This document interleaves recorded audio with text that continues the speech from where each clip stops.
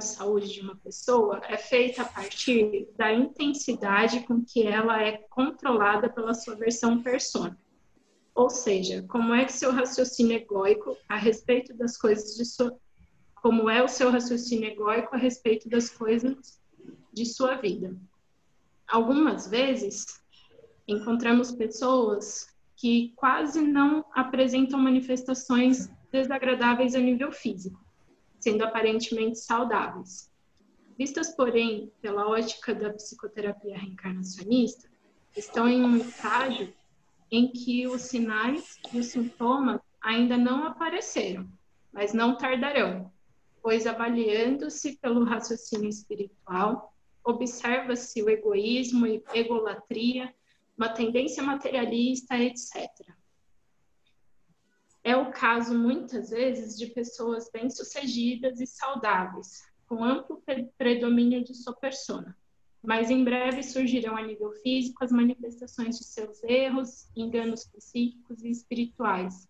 E também é o caso de pessoas também egocêntricas, as magoáveis, as que se sentem rejeitadas, as que sofrem de autopiedade, as pessoas solitárias, etc., que em breve sofrerão disso em seu corpo físico. E aí, Tati, algum comentário? É que a doença, ela se manifesta primeiro no sutil, né? E aí, com o tempo, se as mudanças não são feitas, né? Ela vai acabar chegando no corpo físico. Exatamente. Então tem que ter um equilíbrio, né? Físico, mental, emocional e espiritual, principalmente. Sim. Próximo slide, quem é? Eu leio aqui.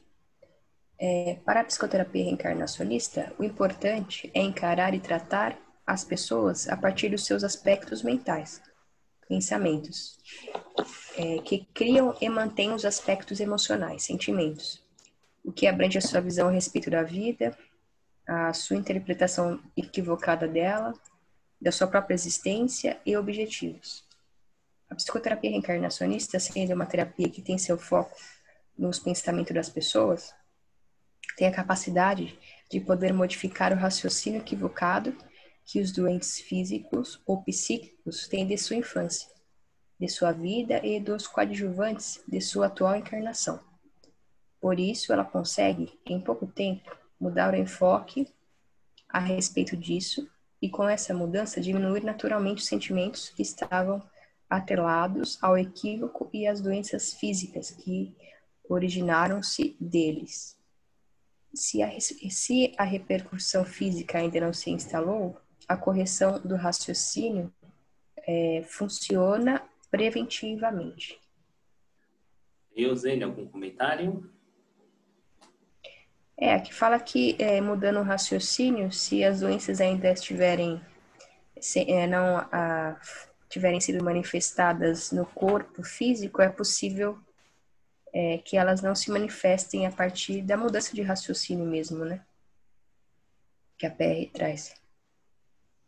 Mais uma denominação da PR, a terapia da abundância de raciocínio. É tudo a ver o nome, né? Sim. Continuando. A maior parte das doenças físicas tem origem no nosso raciocínio equivocado a respeito das relações conflitantes com os pais ou outras pessoas na infância ou durante a vida, o que geralmente já vem de encarnações passadas, e por isso veio para a Terra essa nova maneira de enxergar a realidade espiritual do ser humano a partir da priorização da busca da verdadeira visão e da nossa essência, e da noção de temporalidade das nossas personas e as suas ilusões. A psicoterapia reencarnacionista é a terapia da libertação da visão personal, que faz parte das armadilhas da encarnação. Ela é a terapia da submissão, da obediência, da humildade, da evolução consciencial. E isso só é possível se nos libertarmos do comando do nosso ego, da nossa persona e passarmos para o nosso espírito. E aí, Edir? É isso mesmo, é consciência, né? Então, o que é essa mudança de raciocínio? É a gente passar o comando para o eu superior. Simples assim. Simples, mas não é fácil, simples, né? Marcos? Simples, mas não é fácil, né? Simples, né? Simples e fácil são coisas distintas, né? Simples é muito simples, com certeza, mas não é fácil. Próximo. É importante para a pessoa e para o terapeuta que a questão do tipo de doença e o local do corpo onde ela se instala sejam levados em consideração. A visão oficial não cogita porquê da manifestação desagradável estar instalada nos pulmões, no fígado, nos rins, nos olhos, nos ouvidos, na garganta, nas articulações, etc. É casualidade? Aquela pessoa padece de dificuldades, carências ou hipertrofias em um certo órgão? Não padecer, né? Em certo órgão não quer dizer nada. São sempre as bactérias e vírus? O que são as chamadas doenças autoimunes? E as doenças de causa desconhecida? Tudo isso, visto pela ótica do homem integral, corpo, mente e espírito, tem uma correlação perfeita, a ponto do terapeuta e do doente concluírem, depois de algum tempo de abordagem diagnóstica, que a manifestação patológica só poderia instalar-se ali mesmo. Tudo é evidente, desde que pesquisado corretamente, além do corpo físico e da personalidade aparente. Mas, para isso, a medicina do corpo físico precisará libertar-se de si mesma, de seus dogmas e evoluir. E a psicoterapia e a psicologia oficial libertar-se de dogma religioso não reencarnacionista. E aí, Tatiana? A questão da metafísica, né? Então, sentimentos, emoções específicas, né? Vão gerar um distúrbio, uma desordem em locais específicos do corpo. Então, a gente pode usar isso também, se a doença já está manifestada, né? Fazer essa investigação para entender o que está por trás disso, né? E atrás da causa, né? Isso. Próxima. Devemos relacionar a personalidade da pessoa em tratamento com a sua vida atual, desde a infância ou vida intrauterina. Se for o caso, com suas dificuldades, traumas, dramas antigos e atuais, suas relações afetivas do passado e do presente, sua visão sobre a vida e a morte, sobre a finalidade da existência, seus planos e suas metas. E sempre a encarando como um espírito encarnado em busca de evolução. Devemos, conversando com a pessoa, ver, escutar e não apenas ouvir suas queixas físicas, pedir exames e dar um nome para sua doença. Devemos entender por que apresenta uma patologia nos olhos ou nos ouvidos, ou no fígado ou no coração, ou nos rins ou nas articulações, ou nas mãos ou nos pés, entender a repercussão das suas questões mentais e emocionais no físico. E aí começa o tratamento. Por exemplo, é redundante, mas devemos lembrar que os olhos servem para enxergar, os ouvidos para escutar, a garganta para engolir, etc. E aí, eu sei, algum comentário? Aqui fala que precisa ajudar a pessoa a entender a causa, né? Não ficar focada, deixar que ela fique focada no sintoma. E geralmente a causa está no nosso espírito, né? Próxima, Edir. A causa não seria no ego? Muitas vezes está no espírito, né? Quando a gente faz uma investigação, em alguma encarnação passada. Pode ter a ver com o ego, sim, também, né? Por que não? Então, por isso que a investigação de consciência é importante, né? Se está em alguma encarnação passada ou está nessa aqui atual. Onde está a origem disso? Próximo, Edir. O tratamento correto deve iniciar com o entendimento da pessoa no que ela está errando, no que deve mudar, corrigir-se, rever seus pontos de vista, reformular, lembrar que tudo tem uma causa e que essa causa está nas características da sua personalidade, na sua vida, na sua visão de vida, entender que a doença está nela, em algumas de suas características de personalidades, em seus pensamentos, sentimentos e atos, e que ela é responsável pela sua saúde.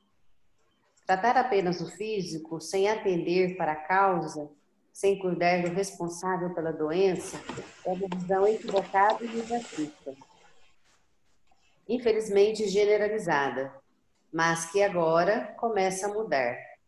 O mais importante em um tratamento é a conscientização, porque a doença vem do equívoco, da visão errada, da interpretação equivocada. A cura inicia pela mudança do raciocínio a respeito da nossa infância e da nossa vida. São persona, desconhecida. E aí, Edir, algum comentário?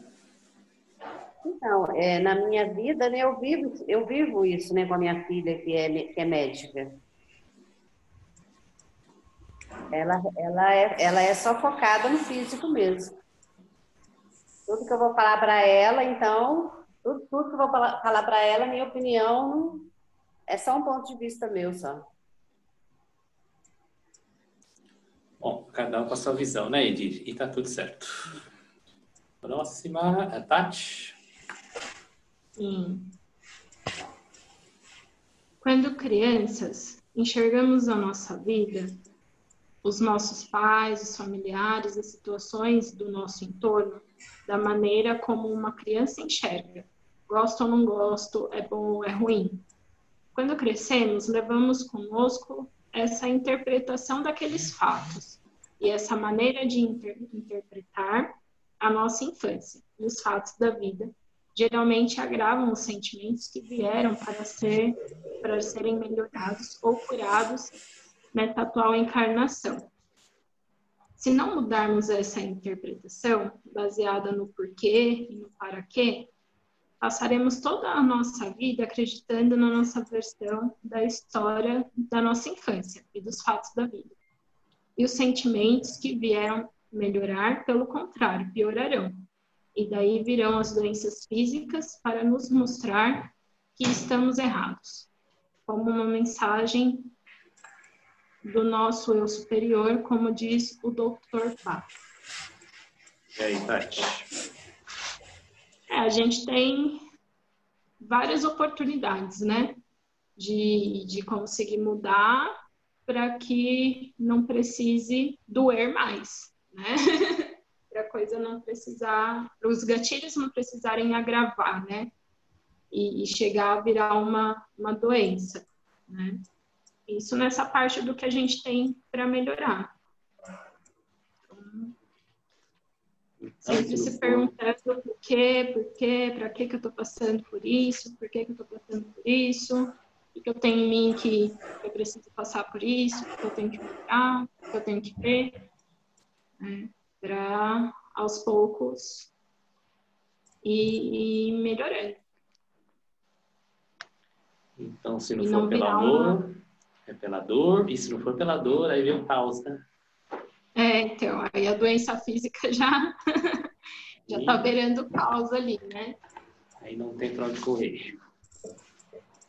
A gente sempre tem várias oportunidades para enxergar, né? Próxima, quem que é? Rosane? Uhum. É chegada a hora de todos nós, pessoas interessadas em nossos semelhantes, a abrirmos os nossos olhos e as nossas percepções para a realidade que se avizinha, que se chama holismo, ou seja, encarar o ser humano como um todo. Holismo quer dizer todo, não é algo contra algo. Oficial versus alternativo, alternativo versus oficial. Podemos antever um tempo em que o médico não mais se submeterá a nenhum rótulo paralisante. Os psicoterapeutas, dialogando entre si, cada qual transmitindo seus conhecimentos e suas novas descobertas a seus colegas, sem mais preconceitos ou ironias. Os doentes recebendo atenções conjuntas para os seus diferentes corpos, seus diversos aspectos patológicos, equipes tratando do corpo físico, das emoções, dos pensamentos, dos aspectos espirituais dos pacientes, as clínicas e hospitais contando com o auxílio dos médicos e dos curadores desencarnados, todos nós trabalhando lado a lado, ombro a ombro, fraternalmente, amorosamente, em benefício daqueles que sofrem, daqueles que são o motivo do nosso exercício profissional de amor e doação. E aí, Eusênio, algum comentário? Esse aqui seria a visão perfeita do que é cuidar integralmente do ser humano, né? Talvez demore mais algumas décadas, mas o que a gente vê é que isso vai acontecer uma hora, né? Talvez demore um pouco ainda, mas não tem como fugir disso aqui. Eu creio que em alguns anos, viu, Eusênio? Não vai chegar nem décadas, alguns anos aí. Eu também acho. Que isso vai ser ensinado, né? Nas faculdades. Edir, próxima. Imaginamos os terapeutas do futuro conhecendo as mais variadas formas de tratar os doentes e suas doenças, através de uma visão bioenergética e integral.